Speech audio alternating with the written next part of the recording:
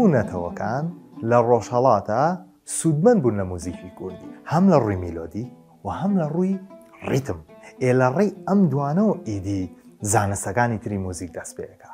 میلەتانی ڕۆژهەڵات سوودیان لە موزیکی کوردی بینیوە، بەداخەوە کە هیچ ئاماژەیەکی پێنایەن، بەڵام ئێمە یەکێکین لە دەوڵەمەندترین نەتەوەکانی دنیا لە موزیکدا و بە تایبەتی لە میلۆدی فۆلکلۆریدا.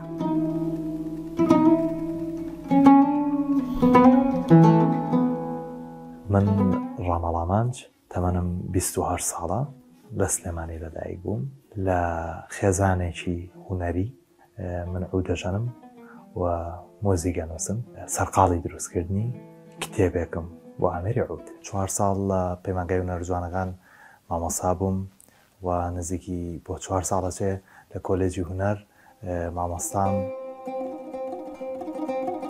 کەسێک دێتە دنیاوە بۆ پەیامێک دێتە دنیاوە، بۆ من موزیک بوو و عودژەنین بوو. هەمیشە پرسیارم لا دروست ببوو ئەو جیاوازیە چییە کە عودژەنێکی تورکی هەیەی لەگەڵ عودژەنێکی عێراقیە. لەم پرسیارکردنەوە ڕێچکەیەک ئەدۆزیتەوە کە هەستەکەی لە تۆ زۆر نزیکە. ئەوەی کە من هەستم پێ کرد کلاسیکال میوزیک بەهێزە بۆ ئەوەی کە پەروەردەی موزیسیانێک بکە لە هەموو ئامێرەکانە. هەمیشە وا بیرم لێ کردوێتەوە کە من لە کوردستانە درێژە پێدەری ئەو ڕێگایە بم. بۆیە من موزیکی ناوچەی ڕۆژهەڵات کلاسیکاڵی بەگشتی هەمووی دەژەنم. لە ئێستاە کە ئەمەوێت شتێک دروست بکەم بە پشبەستن بەو موزیکی کە چەند ساڵە ڕاهێنانی تیاکەم بەرەبەرە. ئێستا بۆ نمونە دوو موزیکم کلیپ کردووە، یەکیان بە ناوی زیرەک کە میلۆدەکەی لە میلۆدی حەسەن زیرەکەوە.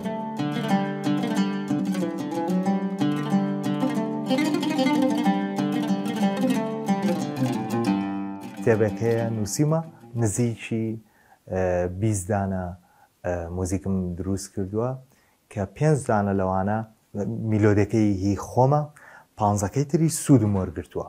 و ئەمەم بۆ کردووە لەبەرەوەی کە ئێمە نووسینمان زۆر کەمە لە بابەتی موزیکە. بەداخەوە موزیکدانە لە کوردەکان و عودژەنە کوردەکان کەمترین میتۆدیان داناوە.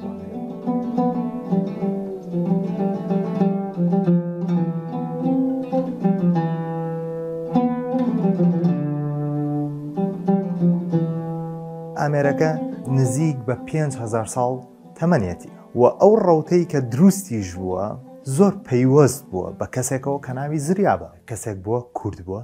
ئەم عودەی کە ئێستا ئێمە لە ئامێزی ئەگرین و ئەیژەنین زریاب هۆکارەکەیەتی. نزیکی 100 ساڵە بێتەوە کە موزیک لە شارەکەمانە بوونی هەیە.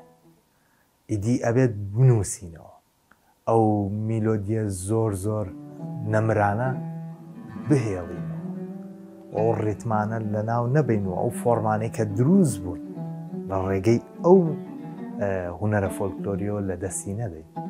ئەو شێوە چڕینانە بەردەوام بن، بخوێنرێن.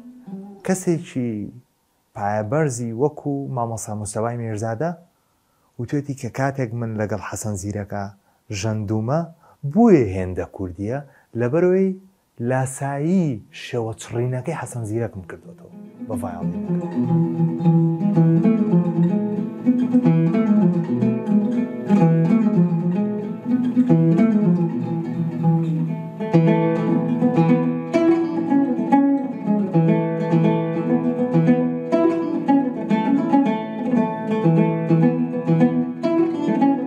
کاتی تۆمارکردن کاتێکی زۆر خۆشە. هەموو شتەکان تەواو بووە.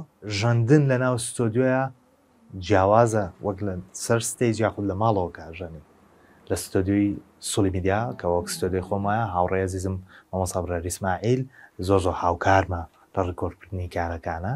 یعنی ئەمە هێڵێکە لە ژیانی منە بەردەوامی هەیە. مۆزیک نووسینەوە، پاشان تۆمارکردن، پاشان بڵاوکردنەوە.